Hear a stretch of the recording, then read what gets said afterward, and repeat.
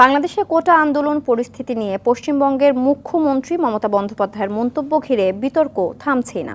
এ নিয়ে দেশটির কেন্দ্র সরকার সতর্ক করার পর পাল্টা জবাব দিয়েছেন পশ্চিমবঙ্গের মুখ্যমন্ত্রী। তার দাবি, মন্তব্য বিকৃত করে বাংলাদেশকে ভুল বোঝানো হয়েছে। সামদানি প্রত্যয় রিপোর্ট। বাংলাদেশের কোটা সংস্কার আন্দোলন নিয়ে গেল সপ্তাহের রোববার এক সভায় পশ্চিমবঙ্গের মুখ্যমন্ত্রী মমতা বন্দ্যোপাধ্যায় বলেন, অসহায় মানুষ যদি বাংলার দরজায় খটখটায় তবে তাদের আশ্রয় দেয়া হবে। বিতর্কের শুরু সেখান থেকেই। বাংলাদেশ নিয়ে কোনো কথা বলতে পারি না, কারণ ওটা একটা আলাদা দেশ। যা বলার ইন্ডিয়া গভর্নমেন্ট বলবে, আমি বলতে পারি না।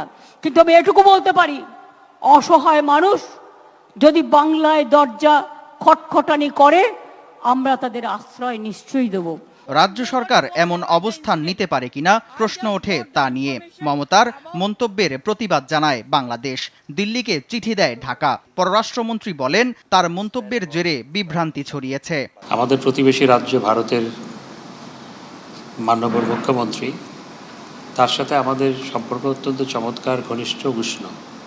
কিন্তু তার এই বক্তব্যে অনেকটা বিভ্রান্তি ছড়ানো হয়েছে। সেজন্য আমরা তার এই বক্তব্যের ব্যাপারে ভারত সরকারকে ইতিমধ্যেই নোট দিয়ে আমরা জানিয়েছি। শুক্রবার ভারতের পররাষ্ট্র মন্ত্রণালয়ের মুখপাত্র রণধীর জয়সওয়াল বলেন, অন্য কোনো দেশ বা বৈদেশিক বিষয় নিয়ে পদক্ষেপ নেয়ার অধিকার রাজ্য সরকারের নেই। সাংবিধানিকভাবে বিষয়টি ভারত সরকারের হাতে।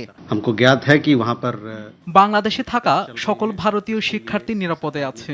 আমি পরিষ্কার করে বলতে চাই, এ নিয়ে মন্তব্য করার এখতিয়ার কোনো রাজ্যের নেই। আন্তর্জাতিক বিষয় নিয়ে কোনো রাজ্যের নাক গলানোর প্রয়োজন নেই বলে মমতাকে কড়া বার্তা দেয় দেশটির পররাষ্ট্র মন্ত্রণালয়। কংগ্রেসের বুকে ঘটনার ২৪ ঘন্টা পেরোনোর আগেই দিল্লিকে পাল্টা জবাব দিলেন মমতা। শনিবার নয়াদিল্লিতে সাংবাদিকদের প্রশ্নের জবাবে তিনি বলেন, বিদেশ নীতি তিনি অন্য কারো থেকে ভালো জানেন, তাকে শেখানো উচিত নয়।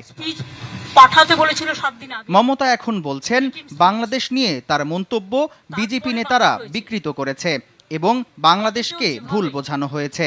টোটাল বঞ্চনা করা হয়েছে। সামদানি প্রত্যয়, RTV।